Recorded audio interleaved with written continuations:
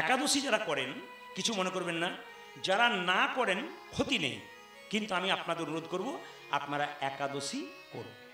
আগামী 5ই জ্যৈষ্ঠ আপনাদের সামনে আসছে একটা একাদশী, তার নাম হচ্ছে মোহিনী একাদশী। এই একাদশী আপনারা পালন করুন, আপনাদের লাভ আছে।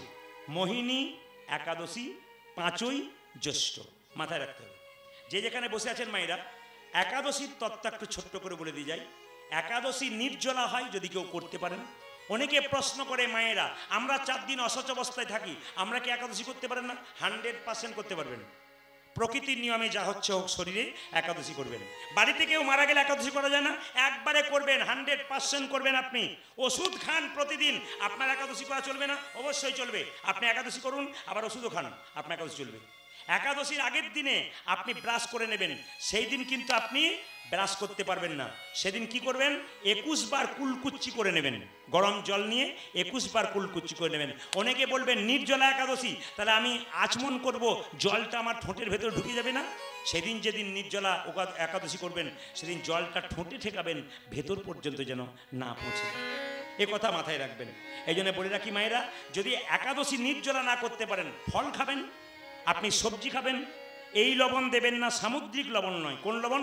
খনিজ লবণ, যেটাকে বলা হয় কি? যেটাকে বলা হয় সন্দক লবণ, আপনি দেবেন। মাথায় রাখবেন মায়েরা, একাদশীর দিনে শাক খেতে পাবেন না। শাক, অনেকে দেখবেন ধনে পাতার চাটনি খায়। আমি বলি কি খেলেন? আজকে ধনে পাতার চাটনি, যা টেস্ট হলো। আমি বললাম তুমি যা খুশি তাই করো, কোনো শাস্ত্রে লেখা নাই ধনে পাতার চাটনি, কিন্তু আমরা খাই কেন? ওটা কি ওই দিন খেতেই হবে? ওটা না খেলেই নয়। একদিন পর্যন্ত আমরা অপেক্ষা করতে পারছি না। একাদশী আপনারা করুন বাড়িতে। আবার আমাদের সমাজে একটা দেখবেন ঠাট্টার ব্যাপার আছে, বিধবারা করতে পায় একাদশী না বিধবারা করতে পায় না। শাস্ত্র বলল 8 থেকে 80 বছর পর্যন্ত সদবা, বিধবা এবং অধবা সব মেয়েরা করতে পারে।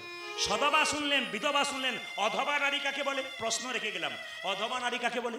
স্বামী বেঁচে আছে, স্ত্রী এখানে, স্বামী বিদেশে, স্বামী স্ত্রীর কাছে কোনোদিন আসে না, একে বলা হয় অধবা নারী।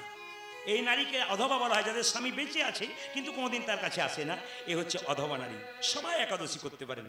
এই জন্য বারবার বলবো, একাদশীর দিনে যত কম খাবেন তত আপনার ভালো। মুখ ঝুড়ে যত কম খাবেন। কীরকম? একটা পেটকে 4 ভাগ করলে আপনি 1 ভাগ খাবেন, 1 ভাগ জল খাবেন, আর 2 ভাগ ফাঁকা রাখবেন, যদি নির্জলা করতে না পারেন। অবশ্যই একাদশী করবেন। মোহিনী একাদশী সামনে আসছে, আপনার একাদশী করুন। কোনো একাদশী থেকে শুরু করুন, কোনো অসুবিধা নাই। যদি 12 মাসে 24টা একাদশী কেউ না করতে পারেন, তাহলে 4টা করবেন। শয়ন, উত্থান, পার্শ্ব আর ভৈম, এই 4টা একাদশী করলেও আপনার লাভ আছে।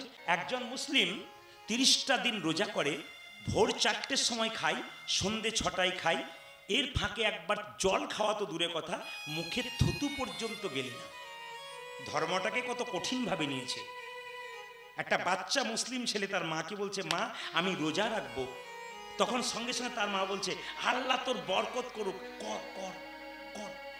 কিন্তু আমাদের হিন্দুর কোনো ছেলে তার মাকে যদি বলে, বাচ্চা ছেলে, মা তুমি একাদশী করেছো, ফলমূল খাচ্ছ, আমিও খাবো, তখন মা কি বলে? ডাক্তার বারণ করেছে না, এখন থেকে পাকামি, বুড়ো হবি তখন করবি। আপনি যে আপনার ছেলেকে বললেন যে বুড়ো হবি তখন করবি, আপনি কি সিওরিটি দিতে পারবেন যে আপনার ছেলে বুড়ো হবে? বলুন, আপনার ছেলে বুড়ো হবে? এই জন্যই তো ধর্মটাকে নিচের দিকে আমরা নামিয়ে দিচ্ছি, আমাদের দুর্বলতার জন্যে। তাই আপনাদের কাছে বলে যাই মায়েরা, একাদশী যারা করেন নাই তারা করবেন। একাদশীর নিয়ম হচ্ছে আপনি 15 দিন পর পর, মুসলিম সমাজে 30 দিন পর, প্রতিদিন হয় 30 দিন, কিন্তু আমাদের 15 দিন পর পর একদিন শুধু এই কাজটা করতে পারছেন না। বলে কি?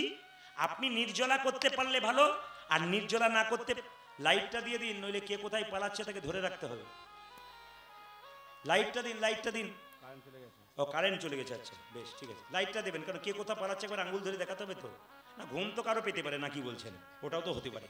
তো সবাই তাকাবেন যে যেখানে বসে আছেন মায়েরা, এইদিকে। একাদশী আপনারা চাল থেকে যা তৈরি তা খাবেন না, গম থেকে যা তৈরি তা খাবেন না, জব থেকে যা তৈরি তাই খাবেন না, ডাল খাবেন না, সরিষা খাবেন না। এই পঞ্চশস্য একাদশীর দিন একেবারে বারণ।